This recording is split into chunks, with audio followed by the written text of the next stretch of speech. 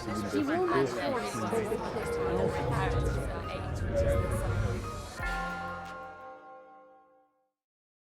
It's a delight to welcome Zoe Williams to the stage. Zoe, as I said earlier, is from The Guardian, and Zoe will conduct the question and answer session. I will, and I'm quite mind-blown by that, so I'm going to go straight to the audience. Do I have... Yes, I've got a very keen question here. Where are the roving mics? There they are. I think it's third row, second in. Thank you. Have you looked in your work at the likely environmental impacts of population ageing as opposed to population growth? And if so, can you tell us what you think those impacts are likely to be in the coming decades? I think that's actually a crucial question because, of course, you must remember that the kind of population challenges we've been talking about are running alongside another huge challenge, and that is of environmental change. And as the VC said, we've recently set up a program to look at population and environment challenges. And one thing that has struck me that sitting in these two worlds, the demographers and the environmentalists, is that if you talk to the economists who are working with demographers, their view is that we have to encourage societies, particularly emerging economies, to produce and consume and take advantage of their demographic dividend, because that's the only way they're going to be able to prepare their societies for the aging burden ahead. And then you talk to the environmental economists, and they say, no, we've actually got to reduce our consumption, because it isn't so much about population growth, it's actually about the consumption of that population. And some very interesting research is now coming out where people are modeling age transitions against some of the sort of environmental variables. For example, work by Liddell and O'Brien in the States have shown that the age structure of your population, in the same way that we saw it in terms of economics, can actually have a significant impact on carbon emissions. For example, in the States, they showed that as your population grew older, your emissions from transport went down, but your emissions from residential buildings in terms of extra heating and cooling went up. And so I think that that's a spot-on area, and we must remember that we can't look at this in isolation. Well, you seem very positive about it. I mean, you've never used phrases like time bomb, which is what the media is in love with, phrases like that. Yes. But do you see the environment as a major, as a kind of catastrophic war against the way demography is going, or more in kind of tandem with it? I think it's really important that the environmentalists and the demographers start talking to each other. Because in a way there have been these two separate worlds, and part of it is because population has been quite controversial, and particularly demography around reducing population size. I think we're far more sophisticated now, and in particular, we not only have falling fertility in Asia and Latin America, but we have the African countries actually saying we've got to reduce our own population. But I think because of that hesitation, a lot of the environmentalists over the last 10 to 15 years, particularly with involvement of climate change, tended to steer away from population, and I think it's really important that they come back together again. So I've got another very keen question here, in the second row first. You mentioned the increase in life expectancy to 100 and 150. Aubrey de Grey at Cambridge is talking about a life expectancy of 1,000. He thinks the first 1,000-year-old human being has already been born because of the advances in technology. You did question that, I know, but I just wondered if that sort of thing were to happen, what would be some of the effects, social, cultural, economic, and what would be some of the policy options? Aubrey de Grey sort of follows me around, actually. I think people like... So Aubrey de Grey is he's a sort of mathematician, and he has done projections which, as our questioner said, shows that the first person to live to 1,000 years has already been born. And I think that kind of thinking is very good because it stretches our minds out to the limits of impossibility and therefore allows us to come back and find where the boundaries of possibility are.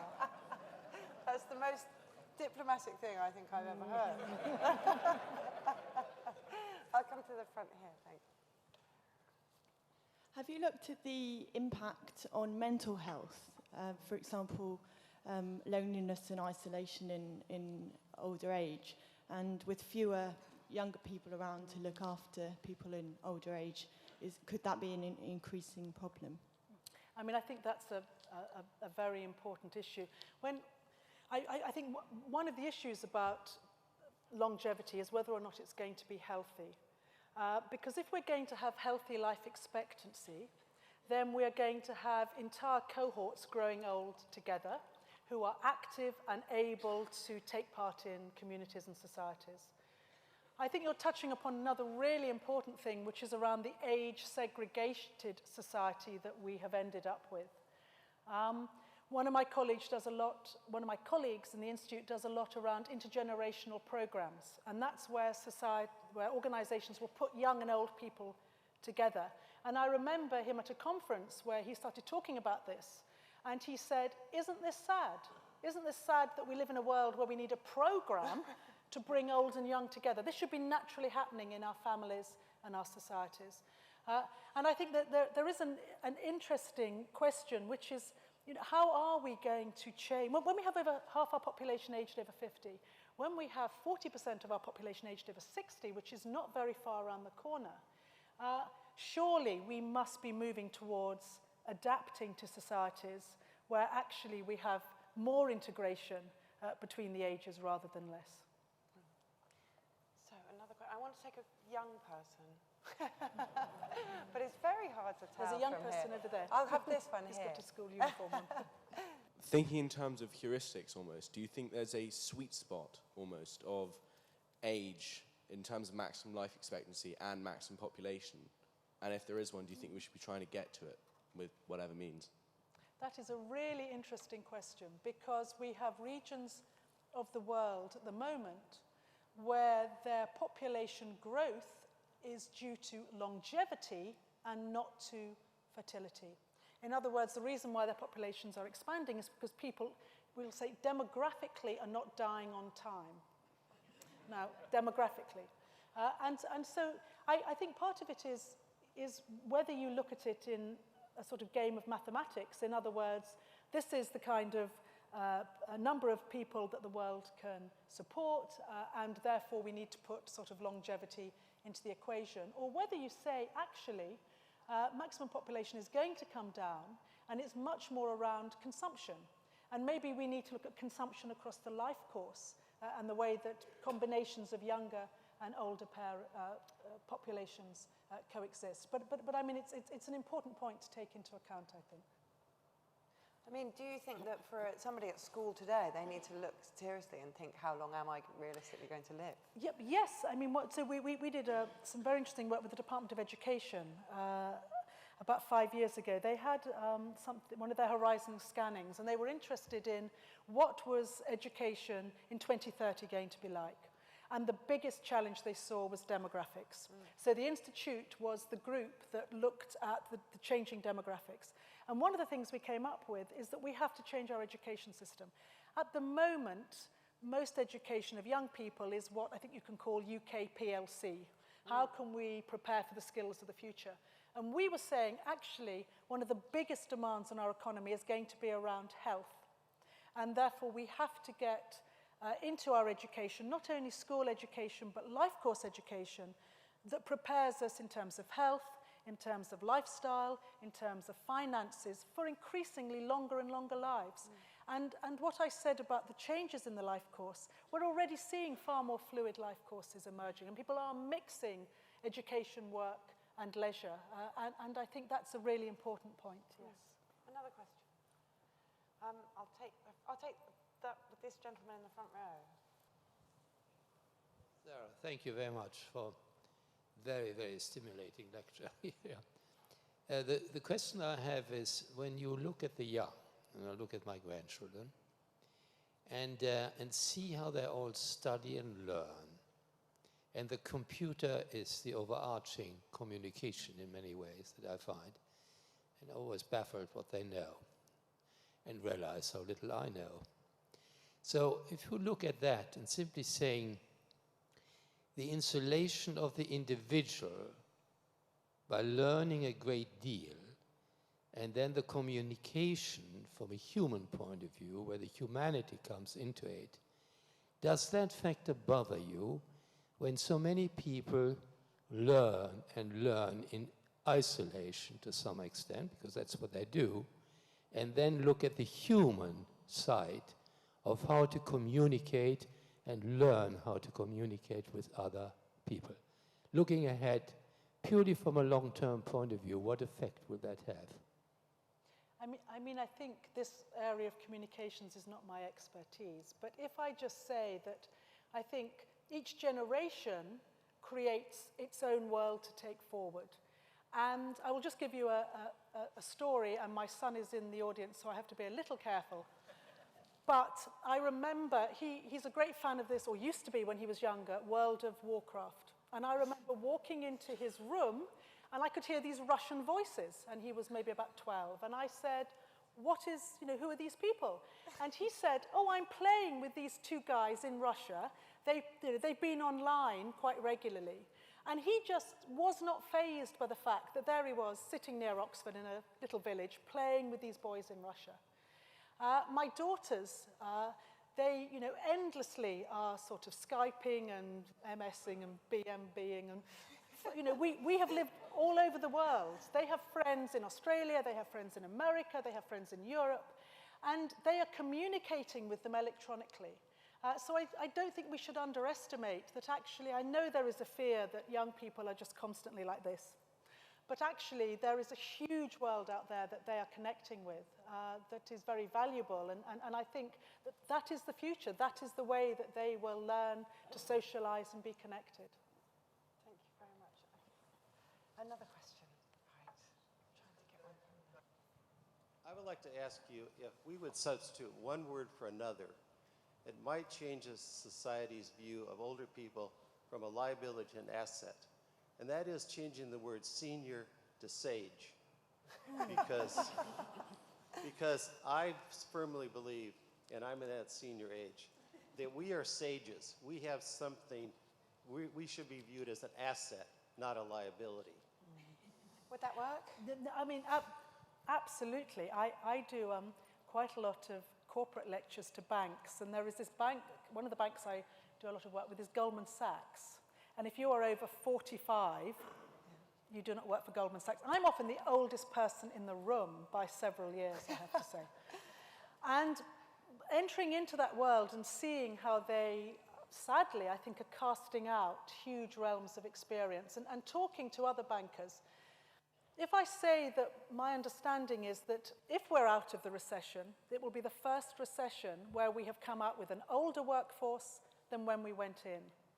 Now, that obviously has implications for youth, but definitely there is now evidence, as well as sort of anecdotal, qualitative conversations, which say that I think the world of work is waking up to the experience and value of older workers. And we will look back on the end of the 20th century and the beginning of the 21st, when we cast out huge realms of experience. Anyone over 60, over 50, over 45 was seen as not something to be valued in the workforce. And I think we will look back and be surprised what we did. But again, it will all be around health. In order to be contributory and wise and be able to share your experience, you have to keep healthy in later life. Okay, another question. I think I'll try and find somebody on this side this time. They seem they've been unfairly prejudiced against. There's also a young boy there. Yeah, I'll have that. I'll have this speaker here. Thanks. Hello. Political theory, with an aging population, they generally go quite right-wing, yet at the same time there's massive opposition to increasing the pension age. I was wondering what your view was going to happen to the political landscape as the population gets older. That is a crucial question, and in fact I think that one can answer it in two ways. I think there's a mythology out there that older people vote along lines that are positive for older people. And with one caveat that I'll come back to, all the research shows that older people don't vote in age lines. They actually vote in the kind of political lines that they've always voted in. And one of the explanation is that, of course, old people aren't just sort of out there floating around. They're actually connected to families and communities. And they are as likely to vote for things that will benefit their children and grandchildren as they are for issues that will benefit themselves. However, if we go back to when I was talking about the second demographic transition, there is some new work coming out of Europe, in Germany, and this is saying that because we are now having old people that are not being connected into families because they don't have any grandchildren, then are we not actually seeing a new move of old people who may for the first time, because their common experience actually is other old people and not future generations, that start voting on age lines? So I would say that at the moment, there isn't evidence that old people vote as a sort of a group, but in the future, it may change. I mean, to pick up on when you were mentioning Syria, I was thinking that actually political turbulence, never mind the kind of alignments, just the sheer volatility might go down. Yes. If there aren't enough young people to stir things up a bit. Well, and I mean, this is a very controversial area, but there is some serious academic research on it, that when you have these youth bulges going through, it can operate in two ways. It can happen what we saw in Southeast Asia, or is at the moment happening, which is the demographic dividend, which means that the young people are actually being very productive for their society. Or it can happen in terms of a youth bulge and civil unrest, as we are seeing in parts of the Middle East. But I think the evidence is that you need something more than just a large collection of young people. And one of the reasons why we're getting violence and civil unrest and youth connected in some parts of the world is to do with the structures of that world, to do with the religion, to do with the lack often of females in society. I remember talking to a policeman, and he said, if you want to stop vandalism and youth crime, you want to get all the boys in the area as girlfriends, because once you link young boys into girls, they tend to settle down.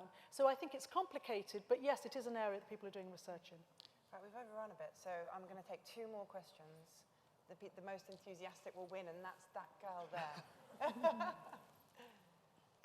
To what extent could this demographic shift impact on the movement towards gender equality? And that is to say, regarding the Western world, if the emerging young generation is faced with tough economic decisions, could we see a regression to more traditional roles and expectations, as could perhaps have been seen by some of the government's recent cuts and measures?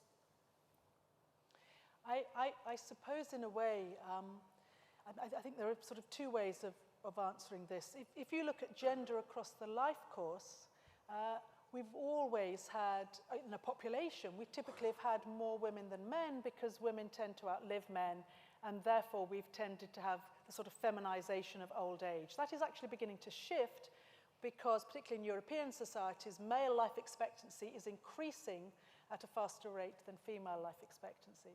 If we look at the other end and what is happening to women, of course you must remember that one of the reasons why the population is aging is because of falling fertility. And women increasingly are making decisions to delay having children and also to be childless. I think it's a third of women aged 35 in this country have yet to have their first child, and a percentage of those won't. And some people are saying that one of the issues is around that we now have near gender equality in younger ages. I mean, girls in this country have equal opportunities as boys at all levels of education, and when they first enter the workplace, they do. When they have children, without any doubt, sadly, I think employment opportunities for mothers is still different for employment opportunities for fathers. So if we're going to have women choosing not to have children, to delay having children, then you could say, if anything, we are going to have a longer period of gender equality rather than a less period. Right, great. Great, I think. One more question. I think down here in the third row again. I thought I'd offer you the opportunity to be controversial as well as stimulating, because you have been very stimulating. And it's picking up on the point of the Arab Spring and the perils that governments run by ignoring the demographics of their country. And you said rather tantalizingly that China might be cherry-picking the working population of America and indeed Oxford in the years to come. What governments do you feel, what countries do you get the sense are paying attention to the kinds of graphs and statistics that you have outlined tonight, and which are not? Thank you. I have to say that I've been unbelievably impressed by the governments of many Southeast Asian countries. If you look at, and Asian, because if you look at what Hong Kong is doing, what Singapore is doing, what Korea is doing, what Taiwan is doing, these are countries, which Malaysia is doing, what Indonesia is now beginning to do.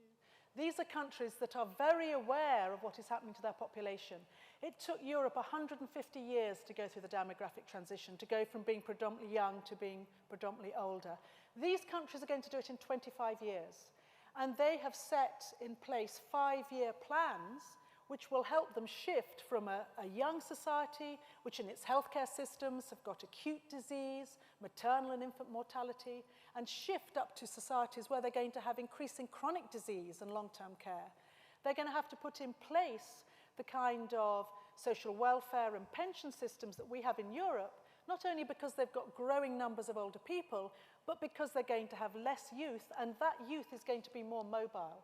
So I think if you look at the governments, particularly of Southeast Asia, I think they are planning in a way that we actually didn't at the same time. So that is to be commended, I think. I'm sad to say that's all we've got time for, because I could listen to it all night. Ladies and gentlemen, I think you'll all join me, firstly, in thanking Zoe very much indeed for acting as the host and the MC for the question and answer.